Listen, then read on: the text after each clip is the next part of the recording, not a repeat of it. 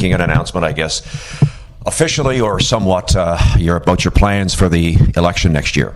Yeah, there's some uncertainty in our neighborhoods right now about the direction of the leadership, and I just wanted to come out and say right off the bat that running for Ward 3 councillor has been something that I've been looking at for some time, and given the early excitement in the next upcoming municipal election, I thought I'd make it known to my neighbors that indeed I would be taking that plunge into running for Ward 3 councillor. Because I was going to ask about the timing. There are those that would suggest, I know that maybe this isn't the case, I'll let you answer that, but there are those that are suggesting that maybe you're jumping on an opportunity where the incumbent councillor hasn't been feeling well. That's not the case, is it? Absolutely not. In fact, the timing on that, although it was the same day, so my announcement came on a Saturday, through an interview that I took on a Thursday, and the stories broke at the same time, which of course is, it's very unfortunate. We certainly wish Mr. Morelli the best of luck. It really doesn't have, my decision doesn't have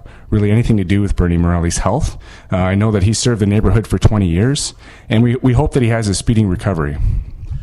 Issues. It seems the last couple of years, especially in this part of town, two lightning rods, if you were. A, stadium, pros and cons, a lot of talk. B, casino, a lot of talk, pros and cons. When you go around and you've done your straw polls and talk to people, those are the big two issues that people are talking about, or are there other things that maybe people want you, if you won Ward 3, to take care of?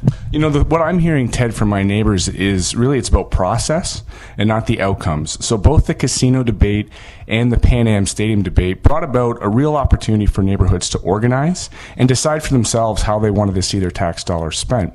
And so our campaign is going to be very much based on this neighborhood engagement model. It's a community organizing model where neighborhoods will get a chance to experience direct democracy. So it wouldn't be for me to decide, it would be for me to create a framework where the neighborhoods can come together, organize, and begin to make direct decisions for themselves in their own communities.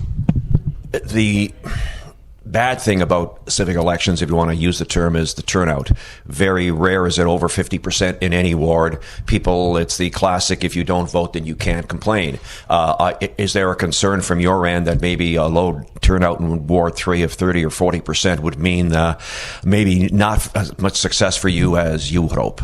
I would certainly suggest that success for me is going to depend on the engagement and organization at the neighborhood level.